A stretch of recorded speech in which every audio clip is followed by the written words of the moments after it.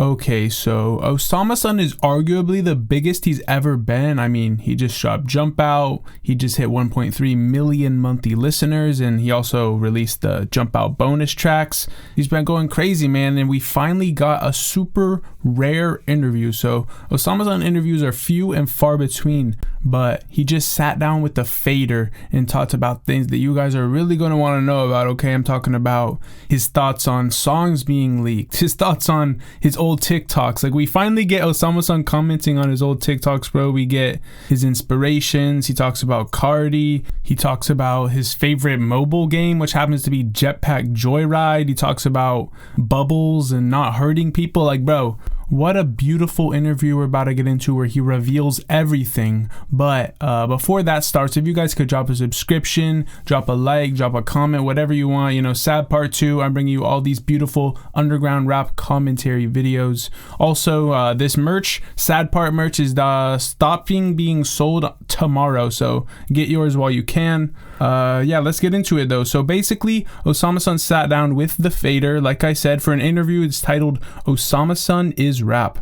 And the Fader is a legendary source, you know. I mean, I know them most for their work with Young Lean, and they're always tapped in with cool artists super early, so it's very interesting to see them showing love to Osamason. They said, the South Carolina's rapper wildly anticipated new album, Jump Out, leaked 2 days before we spoke for a rare interview. He's still unstoppable, by Vivian Medithi. And starts with this cool picture of Osamason, like, very nice. You can see the tats and stuff, you know, the devil, the angels, the kitty, the everything, bro. It's very interesting. And the interview starts by the interviewer commenting on Osamason's kind of sad attitude about the whole leak situation. And we already knew that he was upset by this due to the messages that leaked, where he said, yo, Slime, I give up. Like, Osamason was really upset about the leaks that have been happening, which he comments on extensively throughout the interview. But yeah, when Jump Out was about to drop, there was a bunch of songs surfacing on Discord that were supposed to be on the album and ended up being scrapped because of it. And this clearly upset Osamason. It says, the only time Osamason stopped smiling is when we talk about the leaks. 48 hours ago, the South Carolina rapper's hotly anticipated third album, Jump Out, was unceremoniously dumped onto Telegram and Discord servers, spreading across the web and upending what had been a leisurely rollout.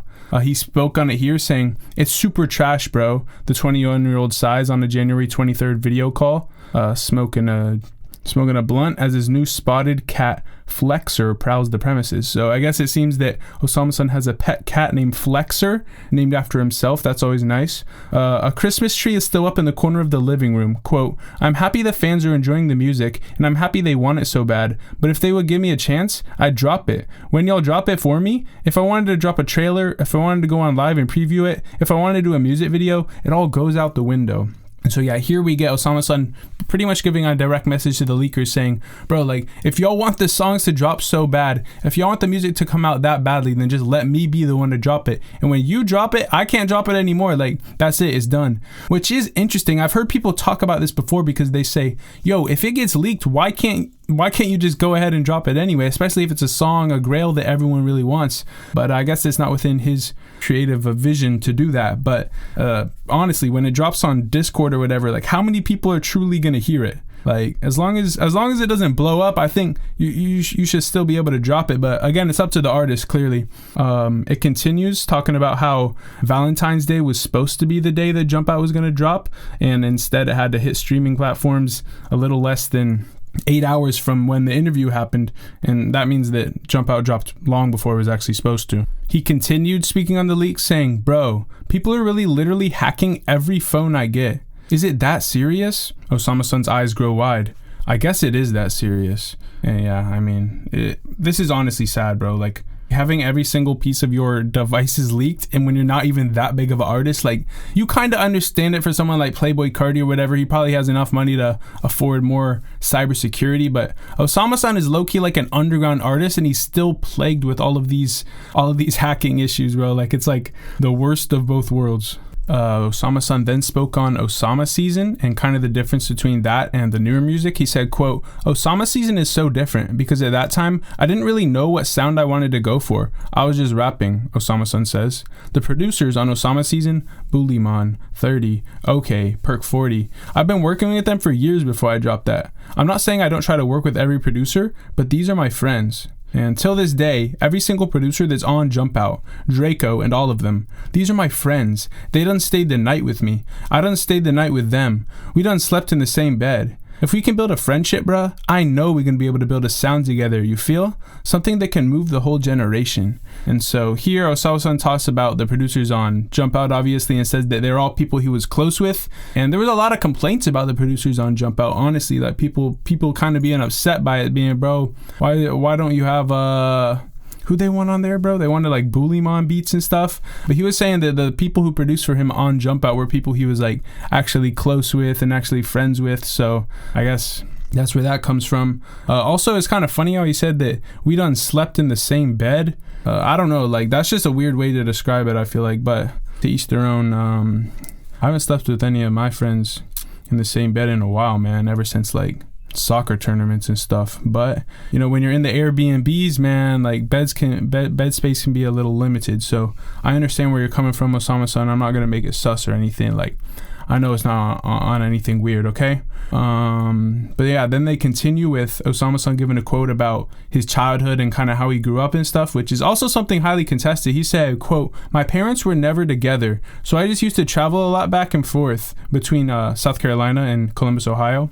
And it wasn't too bad growing up. I wasn't the richest. I didn't get everything in the world, but I had clothes on my body and a roof over my head. So that's all that really matters, end quote. And yeah, a lot of people do talk about like Osamason claiming to be from the trenches or whatever, and how he actually grew up in a nice house. Like you see pictures leaked from his childhood and stuff, but I don't know, man. Like I've never really heard him explicitly claim to be poor as a kid, and you could still, I don't know, like I'm not defending him or anything, but I don't know, like the pulling up childhood home pictures and saying that, oh, because you have nice pictures with your family and stuff, you didn't have it rough or whatever. But I don't know, whatever you want to do, man. Again, he talked about his uncle who got him into music. He said, quote, all my uncles played musical instruments, so I was always around music when I was a kid.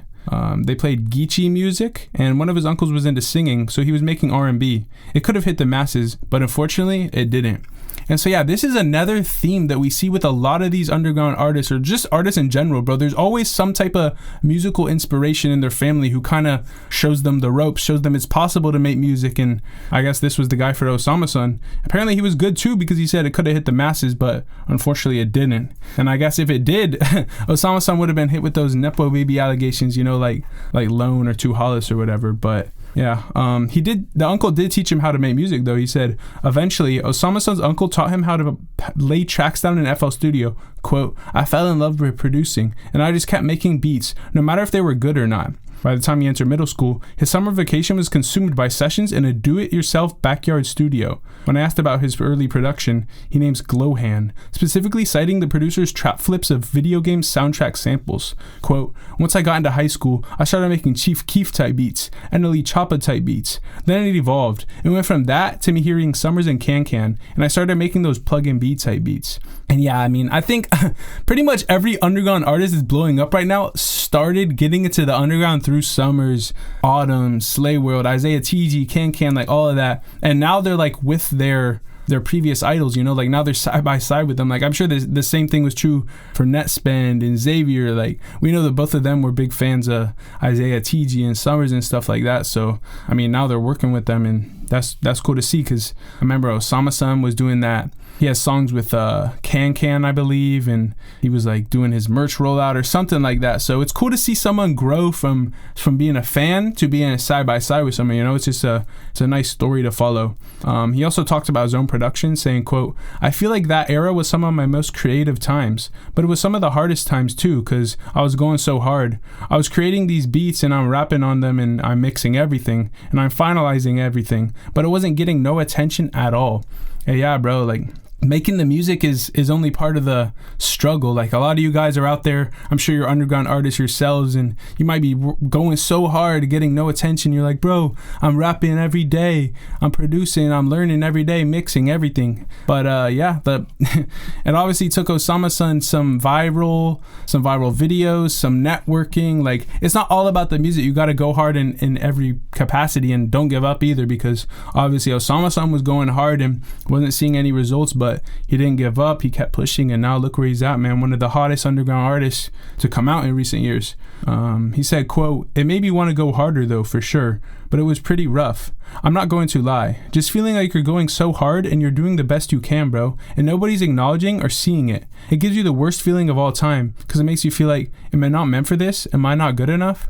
And again, bro, like, this is something you guys need to think about. Like Osamason, who a lot of underground artists right now are probably looking up to, he went through the same thing that you guys are feeling like. So again, if you think you make good music, if you truly believe in yourself, then you need to give it your all and not give up. Like, if you're giving up, then clearly it's not meant for you anyway. So go ahead and do that. But I mean, it's the same thing for me. Like right now, I'm still a relatively small YouTuber, but I think overall I have a pretty cool platform within the underground. I have a lot of followers and stuff, and I mean, like, growing it is ridiculous. Like, going from 0 to 100 followers or 0 to 1,000 followers is significantly harder than any journey you'll have after that. Like, you just got to get your foot in the door, bro. Get that first ball rolling or whatever. Stay creative, stay into it, motivated, and it'll happen. So yeah, keep going, bro. I know I'm on like a motivational tangent right now, but I just like to share my feelings with that stuff, because I know someone out there could use it.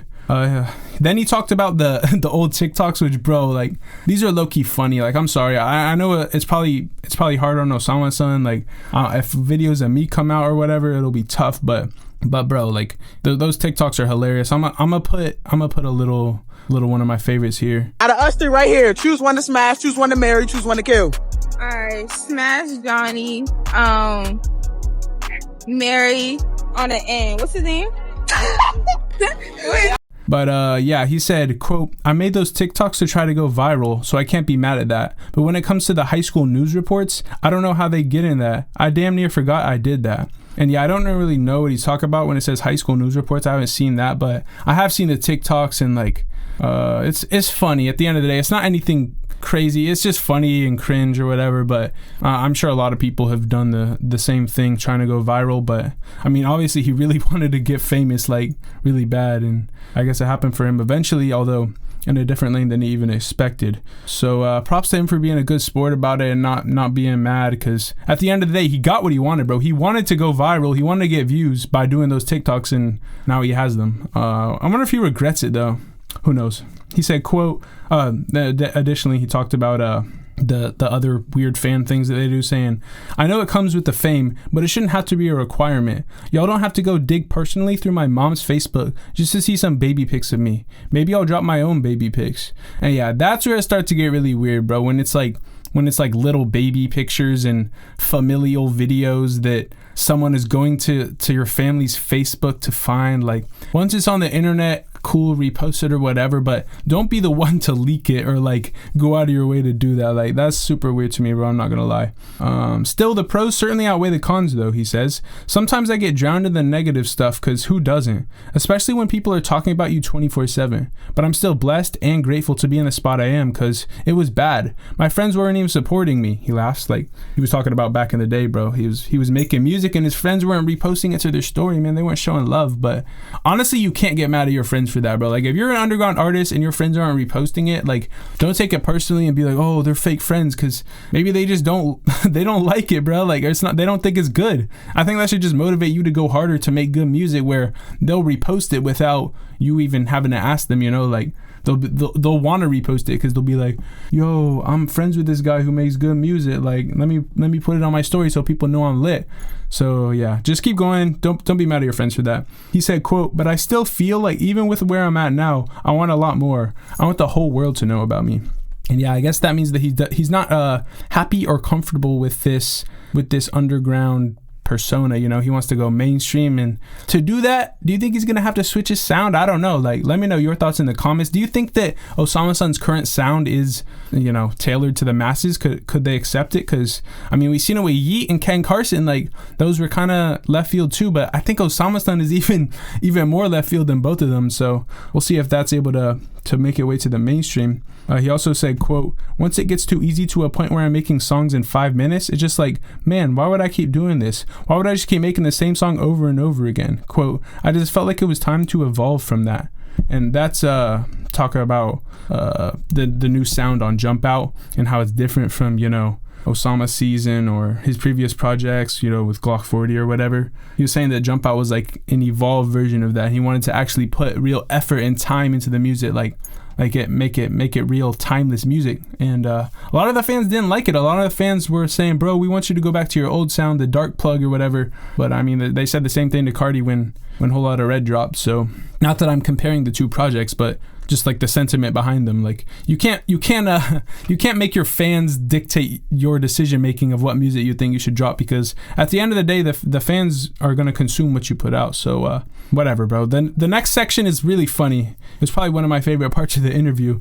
He said that Osamason mentions one of his favorite video games is Jetpack Joy Ride, and he loves playing it to this day. He said, quote, I use the bubble jetpack because I don't be trying to hurt the people. And like, that's such a funny quote, bro. Like, you know how when you play Jetpack Joy Ride and you spray the things out, it will like kill the little passerbys that walk by in the bottom? Like, I low-key used to love like murking them. Like, I guess Osamason wants to be nice though and shoot the bubbles out so no one gets injured. That's a very beautiful image in my mind. And the interviewer actually comments on this saying, that image feels like a perfect microcosm for Jump Out, which sparkles, soars, and shines at every turn. A delirious blitz of fast money and cartoonish power-ups. And that was kind of a like, comparing that to the album is kind of cringe, but super cool to just see Fader even showing love to Osamason in the first place. And any big publication that talks about underground stuff, it's interesting to see them analyze it from a more